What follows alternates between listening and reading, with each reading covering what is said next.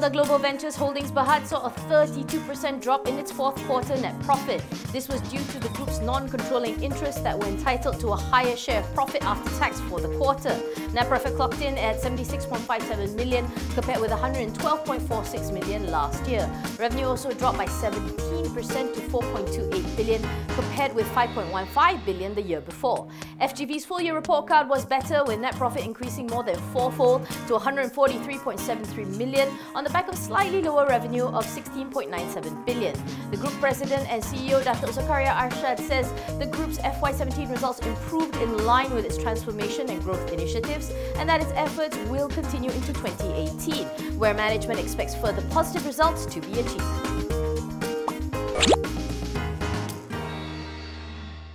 The Court of Appeal says the AG has already decided that PM Datuk Sri Najib Razak did no wrong in the 1MDB scandal. And as this is public knowledge, the court ruled that judicial notice ought to be taken, meaning the courts do not need any further proof of the Prime Minister's innocence. Therefore, the High Court was right to grant Najib an interim injunction against PJ Utara MP Tony Phua over a video that's been deemed defamatory. If you recall, Najib sued Phua last year, accusing him of having made defamatory statements against him on a live video related to the tabling of a private member's bill to amend the Sharia Court's Criminal Jurisdiction Act 1965. The High Court then barred Phua from uploading the contents of the video on his Facebook page. It also allowed Najib's application for an injunction to restrain the opposition MP from repeating allegations that the PM had abused his power by allowing the bill to distract Malaysians from 1MDB-related issues. The Court of Appeal upheld the decision last week. The written grounds was made available to the media today.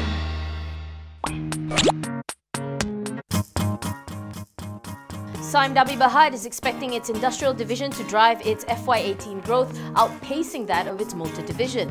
Group Chief Jeffrey Salim Davidson expects higher mining activity in Australia to support the division's growth. Jeffrey said that the lead time for its Caterpillar industrial equipment is expected to increase from a previous average of 6 months to between 9 and 12 months as orders pick up. Despite expecting better margin in its motor division due to new launches for BMW, Land Rover and Ford brands, Jeffrey stresses that volume remains key. As such, its motor division is expecting to see a similar trend of 0.8% growth for the remaining 6 months of FY18. Sime is also on the lookout for possible M&A opportunities. Jeffrey explains that the acquisitions would be in the core areas of motor and industrials, as well as healthcare through its partnership with Ramsey.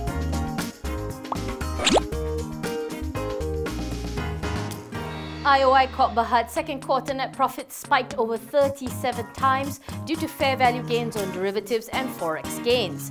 Net profit came in at a whopping 595.9 million compared with 15.6 million last year. However, stripping out those non-recurring items, IOI's profit before tax actually declined 16% to 360.4 million. This was due to lower contributions from plantation and resource-based manufacturing. Hence, revenue actually declined by 4.26% for the quarter to 2.4 billion. IOI also declared an interim dividend of 4.5 cents per share. For the coming months, IOI says it expects the performance of its plantation segment to be positive over the next 3 months. This is based on resilient CPO prices and continued recovery of fresh fruit bunches production from the low production in the previous financial year. ONG outfit Dayang Enterprise Holdings Berhad posted a record net quarterly loss for its fourth quarter on lower margins and forex losses. Dayang recorded a net loss of 54.3 million compared with a net profit of 46.7 million the year before. Top line also declined to 173.8 million compared with almost 200 million last year due to lower work orders received and performed. For its full year, the group sank into its first full year loss of almost 144 million.